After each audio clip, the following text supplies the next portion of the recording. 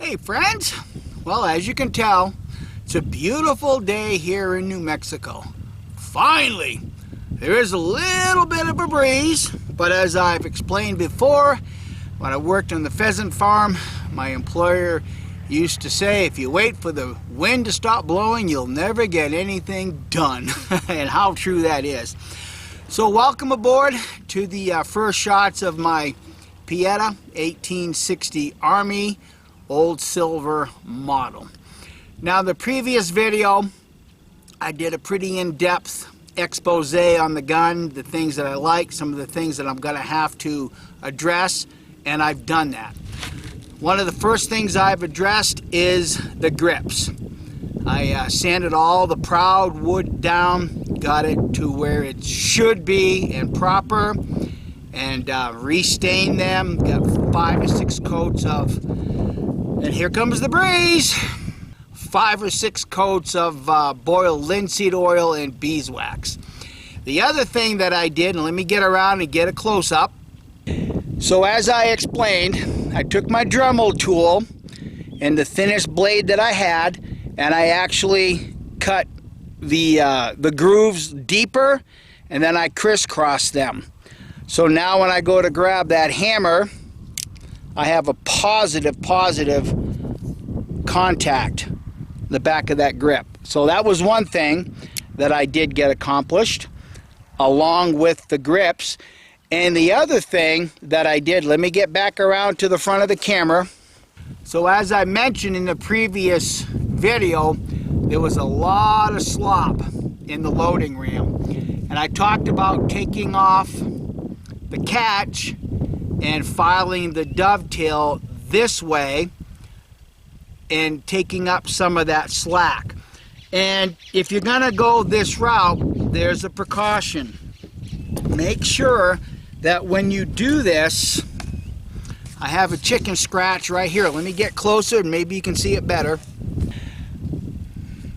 Your catch rides right here, or the lever, and your catch is here. What I did is I filed about 10/1000 off of this portion of it right here. You do not want to take anything off the back because you want to be able to have this ledge to peen back on top of the catch to keep it in place. Some guys could elect to put JB Weld in there. That's perfectly fine. I elected not to do that. Now, with that being said, it still had, in my opinion, some annoying noise. So let me get back around, I'll show the gun and kind of show you what I did with that. And as you can tell right now, the only noise I have is just the side to side movement. There's no forward or back movement, and if there is, it's very, very minuscule. And in fact, I know the camera can't pick it up from here, but that catch is sitting as deep in the, I should say the latch is sitting as deep in to the catch as it possibly can. Let me see if I can get a close-up. That's about as close up as I'm going to get, and hopefully it'll still remain in focus. But if you look right here at the catch and the latch, you'll see that the latch is sitting as far forward as it can, and there is no tension on that spring at this moment. So you might be wondering how I resolved that. Let me get back around and get a wider angle for you. Okay, if you look at the bottom of your loading lever, you have a rack and pinion. You have a series of holes that the rack and pinion operate in the loading process. If you look real closly and imagine yourself loading either a round ball or a conical, that very first forward hole, if you kind of pay attention right here, and just imagine myself loading a round ball at this point, when that lever drops and would essentially make contact with either a ball or a conical, you're pretty much clear that very first forward hole. And since I only load round balls, knowing that I have a round ball on there, I'm going to even be completely clear of that hole. So what I did, and let me get back around, I have another chicken scratch to show. This would be forward of the barrel, and this would be the hole that I'm speaking of, the very, very first hole right here, okay? What I did is I took a flat bottom punch and I just did a series of punches right here, and what that did, I'm going to do some more chicken scratch, make a bigger circle, punching the metal right here as I suggest, and with what I did, it caused this inside lip to move forward, which moved the entire lever forward once that little indentation, that shape like that, went in the hole. So with that moving forward, it actually tightened up the entire lever. And you'll want, if you're going to do this, you're going to want to punch it on the back side to drive the lever forward. And there again, I went real slow. I just went tap, tap, tap, reinserted it, and see if I needed to do some more. And I think I ended up doing it about 3 times. So I got the loading lever out of the way, and I went tap, tap, tap just on the back side to drive the lever forward, and I got it. Another way that somebody might be able to resolve this, let me get back around to the front, is to fill that first hole with JB Weld. And you'll want to make sure on that first pin, you'll want some sort of releasing agent. I elected not to do this just simply because I didn't have anything. What I would typically do in the past would use some sort of wax paper or something because when you lower the loading lever, you don't want to punch through whatever that releasing agent might be. Now, some people might suggest putting some Johnson's paste wax on this forward nipple here, which would probably work. I just didn't want to do that. For me, it was quicker just to use the flat bottom punch and just roll that top edge over. And like I said, because I load a round ball, by the time I get the round ball going into the cylinder, I'm already clear that first pinhole. So for me, that resolved it. And as you can see, little to no movement, and any movement I have is side to side. Okay, so I'm going to get loaded up and take the first shots with this new revolver. I'm going to be loading 25 grains of my homemade gunpowder that's the willow charcoal. I just want to hurry up and get that stuff burnt off, and I'm not looking for any accuracy at this point, just simply because I want to run 100 rounds through it, get a feel for how the gun shoots. I have not crowned the front of the barrel. I don't know at this point if I need to or not, but 25 grains, 4.54 round ball, and I haven't fit any caps on it yet, so I don't know if this gun's going to take 10s or 11s. I have both here ready to go. And as I mentioned in the previous video, because the hammer and the trigger engage with the hammer further back, I'm expecting this to shoot a little bit lower than what they normally would. So let me get loaded up, and we'll take the first shots together. It's gonna want number 11 caps. So let's see what she does.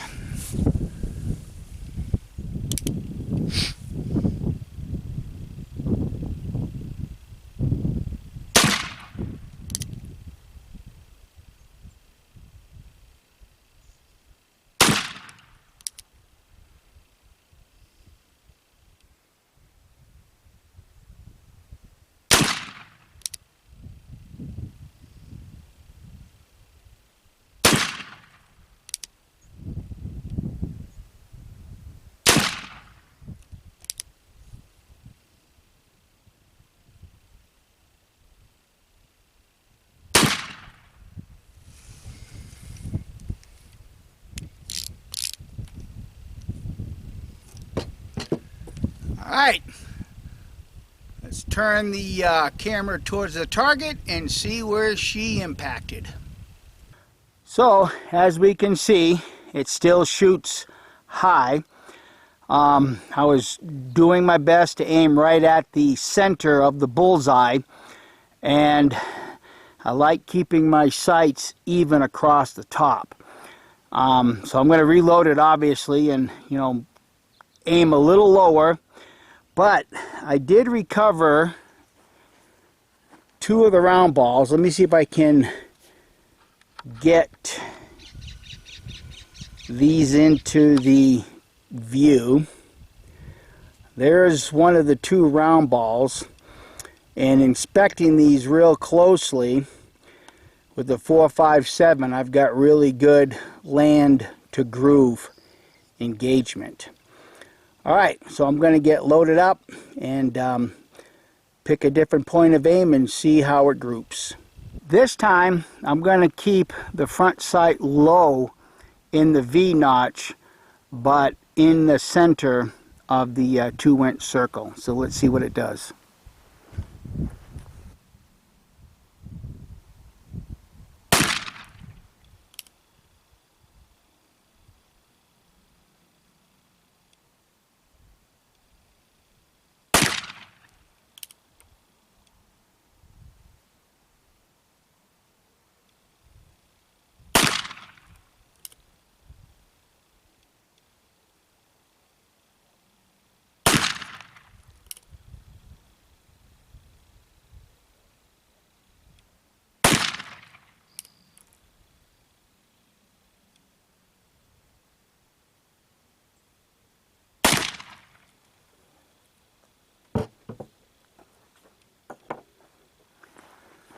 From where I was, looks like they all went high, and I can see in the camera, the view screen, they still all went high.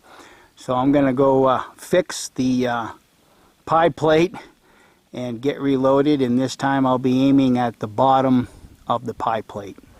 Okay, this time I'm going to aim at the bottom of the plate, and we'll see if I can't get a better view of what the grouping is going to be like. As far as I could tell, those last 6 shots, it looked like they grouped fairly decent, but obviously until I get it into the editing program, I won't know for sure. But as it stands right now, I'm probably shooting at least a good 4 inches high in my estimation. So here we go.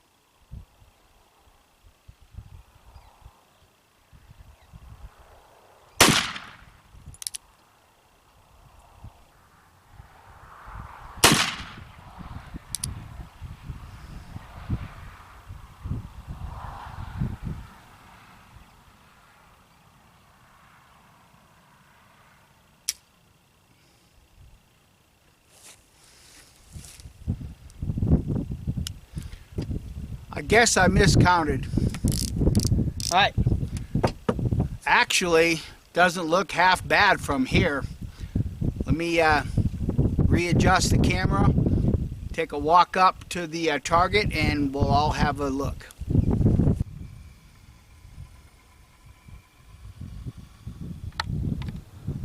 Oh my, that doesn't look half bad. In fact, that's downright respectable. I'm gonna get a closer view, and obviously there's 2 that are outside the bull, and having this been the 3rd cylinder shot, I can pretty much guess that I'm going to have to replace that front sight and make it a little bit taller. But I'm going to go get a bird's eye view, and I'll be right back.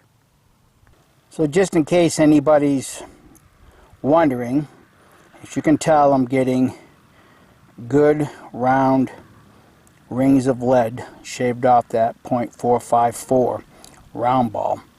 Now I went ahead, walked up to the house and got a ruler, and just to reiterate, there's about the center of the bullseye, and I'm shooting anywhere between 4 and 4.5 inches high.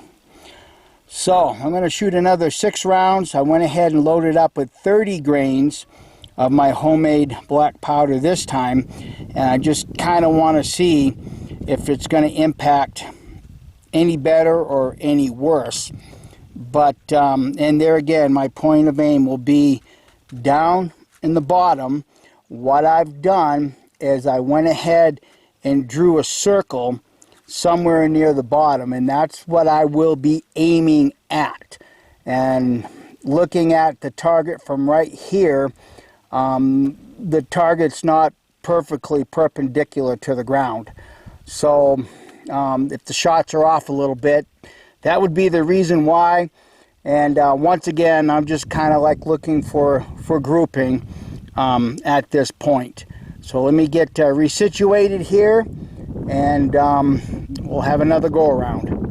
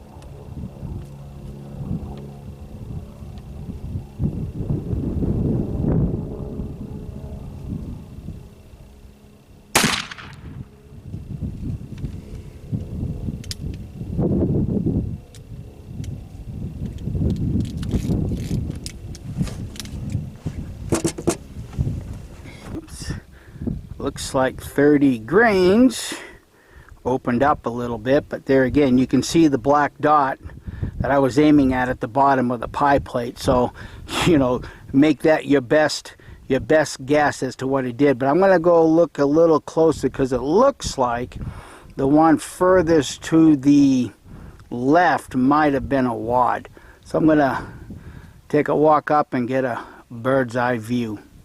So I went up there with my ruler. That far left one is a bullet hole.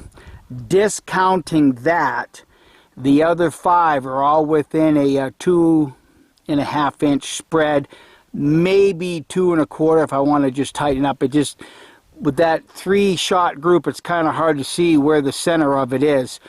So taking that into account, we could call it either a 2 1/4 to 2.5 inch spread.